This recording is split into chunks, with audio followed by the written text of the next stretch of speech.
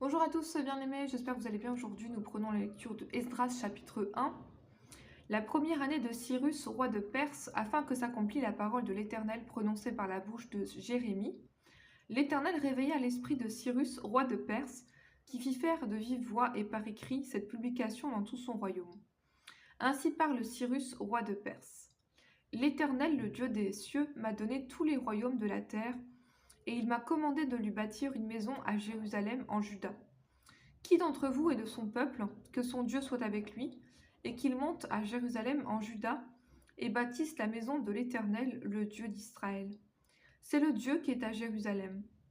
Dans tout lieu où séjournent les restes du peuple de l'Éternel, les gens du lieu leur donneront de l'argent, de l'or, des effets et du bétail, avec des offrandes volontaires pour la maison du Dieu qui est à Jérusalem. Les chefs de famille de Juda et de Benjamin, les sacrificateurs et les Lévites, tous ceux dont Dieu réveilla l'esprit se levèrent pour aller bâtir la maison de l'Éternel à Jérusalem. Tous leurs alentours leur donnèrent des objets d'argent, de l'or, des effets, du bétail et des choses précieuses. Outre toutes les offrandes volontaires, le roi Cyrus rendit les ustensiles de la maison de l'Éternel, que Nebuchadnezzar avait emportés de Jérusalem et placés dans la maison de son Dieu. Cyrus, roi de Perse, les fit sortir par Mithrédath, le trésorier, qui les remit à Shelbachar, prince de Juda.